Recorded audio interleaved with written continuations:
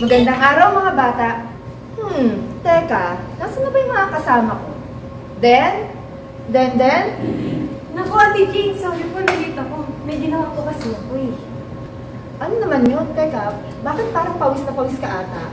May kumuha po kasi na focus ko sa classroom kanina at inalok ko po kasi na kumuha nun. Wow, so nag-ala detective ka pala ngayong araw. O, nakaharap ka ba ng evidences kung sino ang kumuha? Opo, Ate Jane, kaso medyo kulang pa po eh. Pero naniniwala po ako sa kasabihang walang lihim ang hindi nabubunyag, di ba mga bata? Alam mo, may naalala ako dyan sa quote mo na yan. Bagay na bagay yan sa ating Bible story sa araw na ito. Mga lihim na unti-unting nabubunyag. Isang kwento kung saan mapapatunayan natin may nakakakita ng lahat ng ating mga ginagawa kahit pa patago ito. Ate Jean, parang exciting yan ah. Excited na po ako makinig. Panigurado, ang mga bata ay excited na din. Di ba mga bata? O siya, huwag na nating patagalin. Mga bata, samahan niyo muna kami sa isang munting panalangin para sa ating panulan. Ating ipikit ang ating mga mata at iyoko ang ating libro. Panginoon, marami pong salamat sa araw na ito. Salamat po muli sa isa na namang pagkakataon na makapakinig at makapanood ang mga batang ito ng inyong kwento. Panginoon, dalangin po namin na buksan niyo po ang kanilang puso at tainga sa pakikinig at dalangin din po namin na maunawaan nila ang inyong kwento. Ganon din, Panginoon, maging pagpapala po ito para sa mga batang manonood ng online Sunday School. Ito po ang aming dalangin sa pangalan ni Jesus. Amen.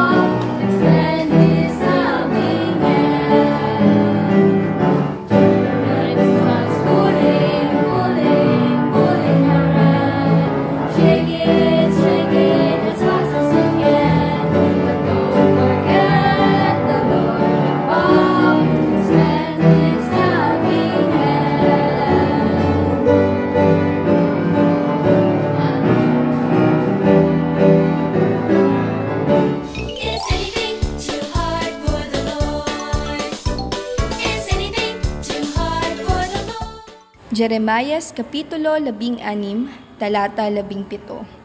Sapagkat ang aking mga mata ay nangasa lahat ng kanilang lakad, sila'y hindi nangakukubli sa aking muka, o nangangalingid man ang kanilang kasamaan sa harap ng aking mga mata. Isa pa mga bata, Jeremias Kapitulo 16, talata 17. Sapagkat ang aking mga mata ay nangasa lahat ng kanilang lakad, sila'y hindi nangakukubli sa aking muka, o nangangliligid man ang kanilang kasamaan sa harap ng aking mga mata.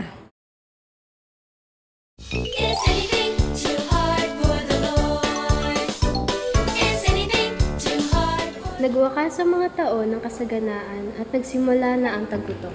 Matindi ang taggutom sa lahat ng bansa, pero may pagkain sa Ehipto. Nagtungo sa Ehipto ang mga mamamayan mula sa iba't ibang bansa para bumili ng pagkain. Doon sa Canaan, nabalitaan ni Israel na may pagkain sa Ehipto. Sinabi niya sa 11 kanyang mga anak, "Pumunta kayo sa Ehipto at bumili ng pagkain para hindi tayo mamatay sa gutom." Pumunta sa Ehipto ang 10 kuya ni Jose para bumili ng pagkain. Pero naiwan ang bunsong si Benjamin sa Canaan. Ayaw siyang pasamahin ng kanilang ama. Natakot si Israel na may masamang mangyayari kay Benjamin. Pagdating ng 10 magkakapatid sa Ehipto, ang gobernador ang namamahala sa pagbebenta ng mga pagkain sa mga nanggagaling sa iba't ibang bansa. Kaya lumapit sila at napatiripa sa harapan nila. Nakilala sila ni Jose, sila ang mga kapatid niya, at naalala niya ang mga panaginip niya tungkol sa kanila noong bata pa siya.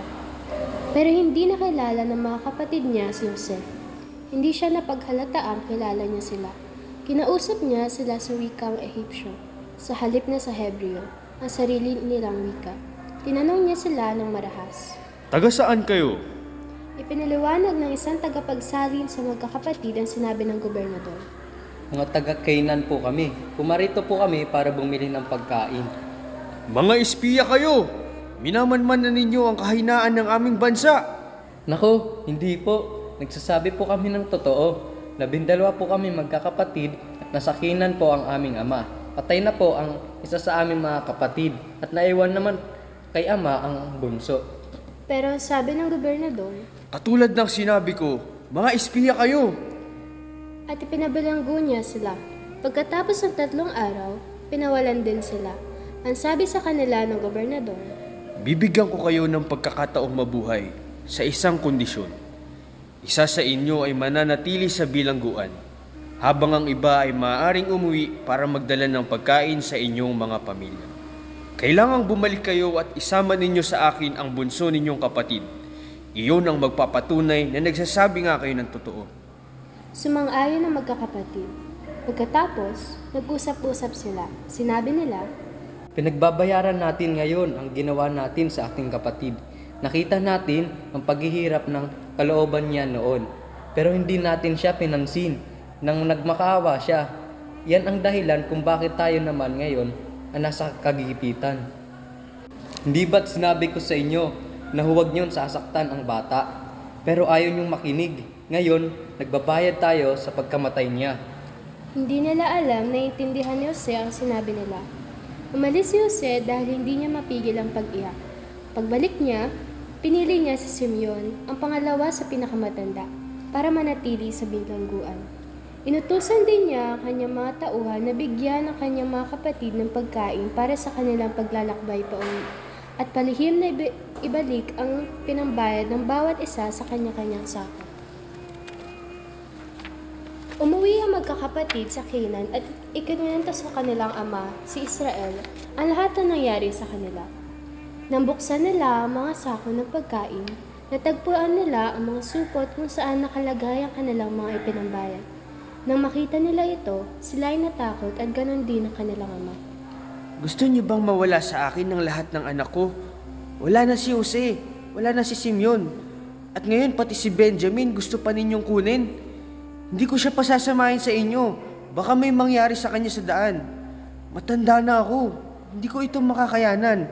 Mamamatay ako kapag nangyari ito. At hindi nga siya pumayag na isama nila si Benjamin sa Ehipto. Is anything too hard for the Lord? Is anything too hard for Ate the Jane, Lord? totoo po pala nung walang talagang lihim na hindi nabubunyag.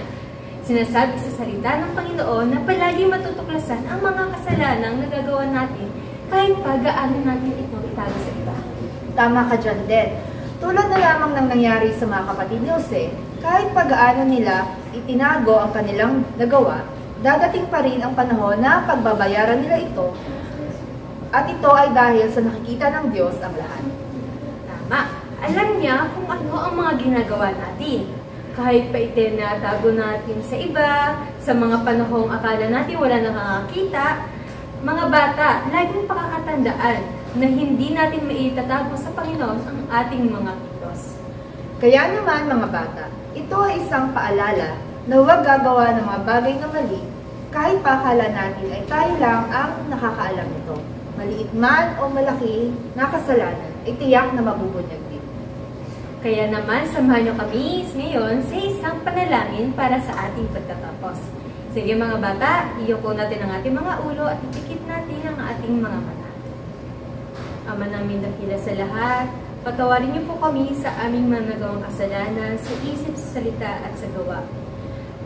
Humingi po kami lalo ng Panginoon sa aming mga nagawang kasalanan na itinatago po namin sa ibang tao na alam po namin ito'y inyong bibigta. Tulungan niyo po kami na huwag na po namin itong gawin at turuan niyo po kami na huwag na po kami magtago sa ibang tao at huwag na po kami gumawa ng masasamang mga bagay na hindi po makikita ng mga tao dahil alam po namin na ngayon po na ikaw po ay makapangyarihan sa lahat na nakakakita po ng aming mga nagagawa. Kahit man ito ay mabuti o hindi po. Patawarin niyo po kami sa aming mga nagawang kasalanan. Sa ngalan ni Jesus. O ano din, Nalaman mo ba kung sino ang kumuha ng cookies mo? Kilala ko po Ate Jean eh. Yung po pala si Kobe. Yung alaga po ng teacher group sa Ako talagang batang pa. O, paano mga bata, magpapaalam na kami, ha? Magkita-kita tayo ulit sa susunod na episode. Paalam!